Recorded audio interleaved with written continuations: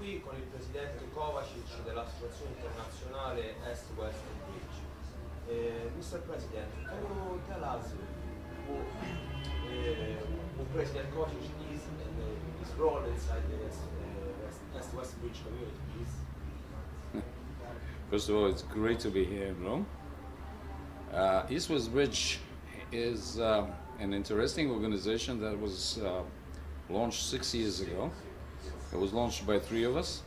We wanted to give a platform, an amplifier, if you will, a megaphone, a speaking platform for those experts that are not members of any party, which are many in Serbia, people that otherwise their voices wouldn't have been heard. And you have a similar situation that many intellectuals, like in Italy, France, all over the world, they just don't want to join any party life, but they have something to say, something very important to say. The idea is that it's very easy to cause tensions among countries, and we are witnessing a very serious situation today. East-West Bridge has a different approach, is that dialogue, which it does at the end of the day. Even after war, you have some sort of a dialogue, you have a talk, so why not start talking immediately? See, even the most bitter enemies usually have something in common, and take it from there, build on the common issues, how you can promote relationships on situations that two foes, enemy countries or enemy organizations have in common, build upon that, and usually in time even those differences are sorted out. East-West Bridge very quickly took off. We now have hundreds of members across, I think, about 60 countries across the world. They're all experts in what they do. They don't have to be university professors, deans, or super scientists. They have to be good at what they do, because being good in what you do shows that you do have commitment to what you're doing, and you can do it well. Well, can you explain us the trilateral agreement? Commission, you mean? Yes, trilateral. The Trilateral Commission? Yes. Oh, that's a different story altogether. The Trilateral Commission was launched in 1973 by Zbigniew Brzezinski and David Rockefeller, and with the big help of Henry Kissinger. It was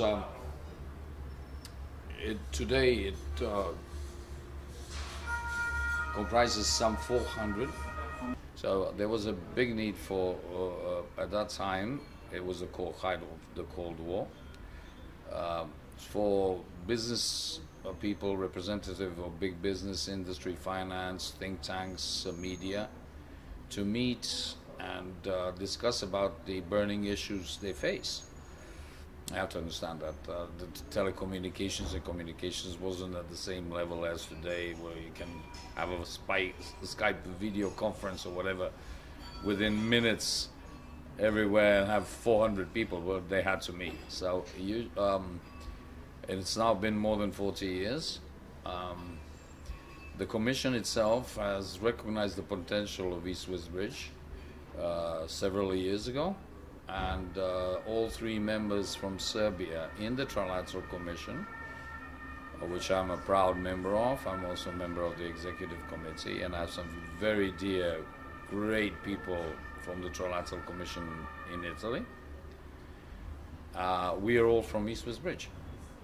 So East-West Bridge, in a sense, is under the auspices, in a sense, but we have our own individual freedoms and rights to do what we want and go where we want. Well, now let's focus on the tomorrow. What are the East-West Bridge future developments?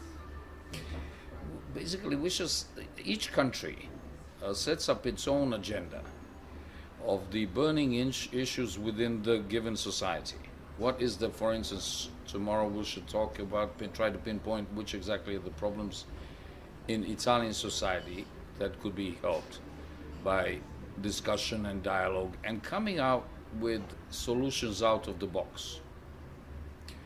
When I say solutions out of the box, you had a big meeting in Belgrade just a week ago, the OSCE Ministerial Conference, which was discussing the Ukraine issue. And didn't go really too well. The consensus wasn't simply there.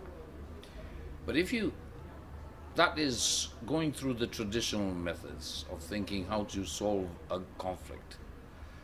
And the traditional means and ways sometimes can result in a conflict being frozen for decades, which is not good for the people in conflict. We're talking about millions of people whose futures are on hold at best or are in danger at worst. What if somebody starts pushing for Ukraine to be a bridge between the East and West? Have a special relationship, the part that wants the European Union, have a special relationship with the European Union. Basically, if you have one part which wants to go with the European Union, you give them a special status, special relationship status with the European Union. The other part, which is the pro-Russian part, you have that as special relations with Russia. Everybody's happy, and you have a bridge between East and the West, which enables a freer flow of goods, ideas, and people from Russia to the European Union.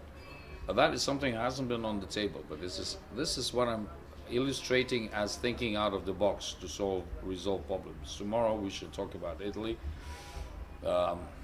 and the Mediterranean region on the whole, and of course the Mediterranean region now is fraught with problems, potential disaster. If you include the Syrian issue in the Middle East, the whole of Middle East into the Mediterranean, which it is in fact, you have a potential for a big war, unless very smart people start working together very soon. Now that is the East-West Bridge that gives a platform for some smart people who are not members of the government, who are not political, to say what they think, and you can hear a lot of interesting ideas. Also, within East-West Bridge, we have the NGIC, which also has 80 former prime ministers and presidents as membership. So we have a bit of both, partisan, non-partisan. We now even have politicians, but you cannot be inactive. All right? Thank you, Mr. President.